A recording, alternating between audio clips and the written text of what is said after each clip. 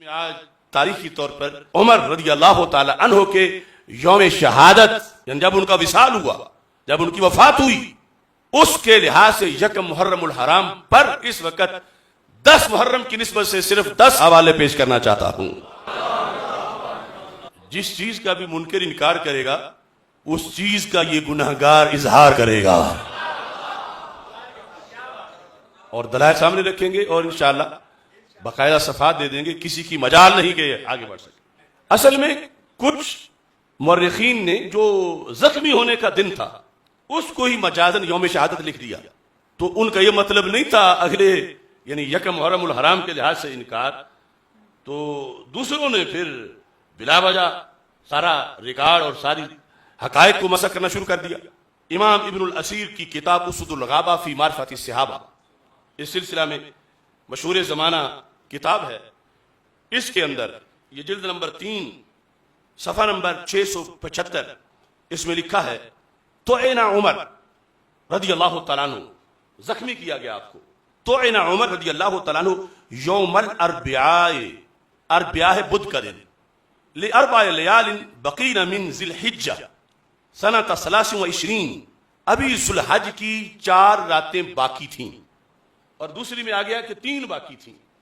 ہجری کون سی تھی؟ 23 ہجری، اور ساتھ لکھا ہے وَدُفِنَ یوم الاحد ہلال المحرم سنۃ 24، یعنی یکم محرم کی آپ کی تدفین، اور اس وقت 24 ہجری شروع ہو چکی تھی، یہ اجمالاً ذکر ہے، اور ساتھ یہ لکھا گیا وَمَكَثَ ثَلَاثًا، اگلے قول میں 3 دن زخمی زندہ رہے، ماکاسا حالت زخمی، یعنی کہ زخمی ہوتے ہی شہید ہو گئے 3 دن۔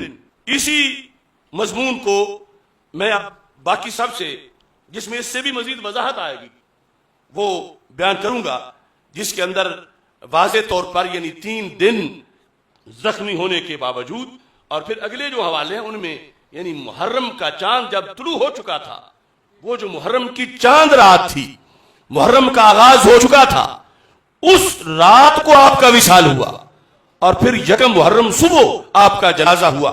یہ ان تمام محققین نے جو اسلام کی اتنی جامع تاریخ اور سیر صحابہ کے لحاظ سے جن کا اتنا بلند مقام مرتبہ ہے، یہ دوسرا حوالہ طبقات کبریٰ جس کو طبقات ابن سعد کہتے ہیں، اس میں بھی یہ دوسری جلد ہے، اس دوسری جلد کے اندر یہ لکھا ہے صفحہ نمبر 308 پر توعن عمر رضی اللہ تعالیٰ عنہ یوم الاربعاء لاربع لیال بقین من ذی الحجہ سنۃ 23 ودفن یوم الاحد۔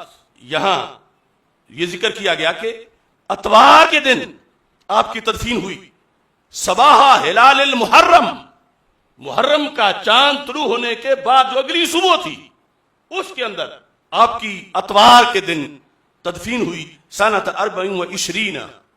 یہ پورا 1 سال کا فرق ہے، یعنی اگر 26 ذی الحج وفات مانی جائے تو پھر 23 ہجری میں وفات بنتی ہے، اور اگر وہ جو کہ لکھا ہے ان حقائق تو پھر 24 ہجری میں بنتی ہے، کیونکہ اس وقت اگلے سال کا محرم کا آغاز ہو چکا تھا۔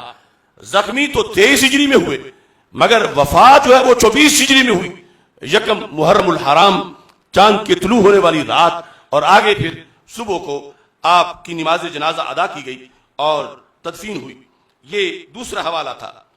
تیسرا حوالہ صفۃ الصفوہ، اس کے اندر بھی اسی حقیقت کو صفۃ الصفوہ میں امام ابن جوزی نے بیان کیا، اور یہ صفۃ الصفوہ کا 152 صفحہ ہے، 152 صفحہ جلد نمبر 1، اس میں لکھا توعن عمر رضی اللہ تعالیٰ عنہ یوم الاربعاء لاربع لیال بقین من ذی الحجہ سنۃ 23 ودفن یوم الاحد صبیحۃ ہلال المحرم۔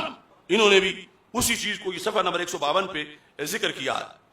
چوتھا حوالہ العقد الفرید، اس کے اندر العقد الفرید کی یہ جلد نمبر 5 ہے، امام احمد بن محمد اندلسی، انہوں نے اس کے اندر یہ لکھا صفحہ نمبر 25 پر کہ جب حضرت عمر رضی اللہ تعالیٰ عنہ زخمی ہو گئے، واحتمل عمر الی بیتہ فعاش 3 ایام، زخمی ہونے کے بعد بھی 3 دن زندہ رہے، وماتا ثم ماتا، یہ 25 صفحے پر انہوں نے اس کو ذکر کیا۔ اس کے بعد نہایت اہم تاریخ ہے جس کو تاریخ طبری کہا جاتا ہے. تاریخ طبری مصنف کی وفات ہے 310 ہجری. اس کی جلد نمبر 5 میں صفحہ نمبر 54 پر اس چیز کو ذکر کیا گیا ہے. تو عمر رضی اللہ تعالیٰ عنہ یوم الاربعاء لاربع لیال بقین من ذی الحجہ سنۃ 23 ودفن یوم الاحد صباح ہلال المحرم سنۃ 24.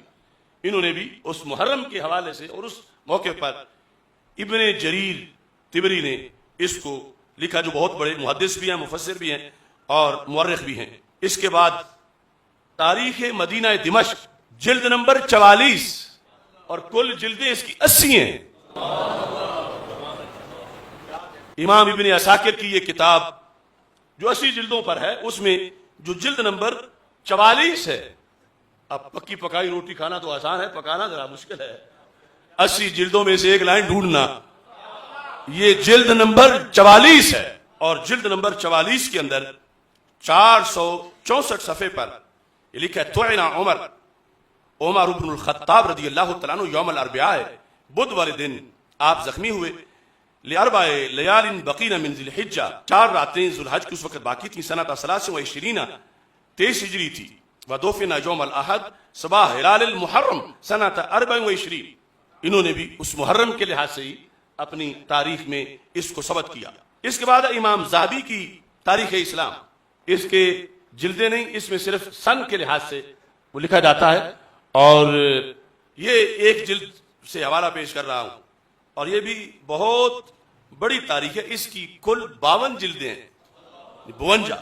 تو اس میں انہوں نے یہ لکھا ہے حضرت عمر بن خطاب رضی اللہ تعالی عنہ کہ یوم وفات کے لحاظ سے انہوں نے لکھا انا دفنا یوم الاحد مستحل المحرم.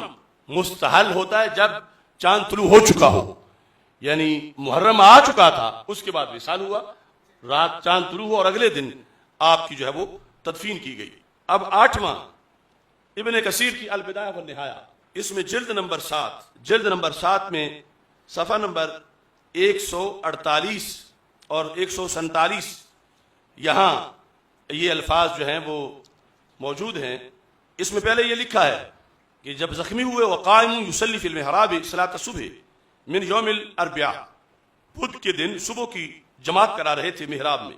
لاربعین بقینا من ذی الحجہ من هذه السنہ بخنجر ذات طرفین ومات رضی اللہ تعالی عنہ بعد 3 دن بعد وصال ہوا. ودفن فی یوم الاحد مستحل المحرم فی سنۃ 24. اور وصال کے بعد جب آگے دن تھا 1 محرم کا، اس دن پھر آپ کی تدفین ہوئی اور چاند طلوع ہو چکا تھا، اس کے بعد آپ کا وصال ہوا. اس کے بعد امام سیوطی رحمۃ اللہ علیہ کی تاریخ الخلفاء، یہ نامہ حوالہ ہے، اس کے اندر جو مکتبۃ الفجر کی چھپی ہوئی ہے اس میں بھی یہی الفاظ موجود ہیں. اصیب عمر یوم الاربعاء لاربع بقین من ذی الحجہ. اصیبہ کا مطلب ہے آپ پر حملہ ہوا، آپ زخمی ہوئے بدھ کے دن. ودفن یوم الاحد مستحل المحرم، اور پھر 1 محرم آپ کی تدفین ہوئی. اور اس کے بعد ابن جوزی کا جو حضرت عمر بن خطاب رضی اللہ تعالی عنہ کے مناقب پر جو لکھی ہوئی کتاب ہے، اس کے اندر بھی یہی حوالہ جو ہے وہ موجود ہے صفحہ نمبر 165 پر. تو یہ کوئی کفر اسلام والی بات نہیں کہ اگر کوئی دوسرا مانے تو کافر ہو جائے گا، لیکن ایک حقیقت یہ ہے اور یہ ہے کہ جو ذکر کیا گیا دوسرے کا وہ اس بنیاد پر کہ حملہ جو ہے وہ اس دن ہوا تھا لیکن وصال اس دن نہیں تھا، وصال اس کے بعد ہے. لیکن تذکرہ 26 کو کیا جائے، 27 کو کیا جائے، جیسے آج اب 1 محرم نہیں ہے تو پھر بھی ہم تذکرہ کر رہے ہیں.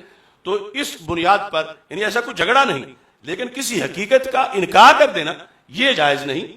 انشاءاللہ حقیقت کو ثابت کرنے والے ابھی تک موجود ہیں.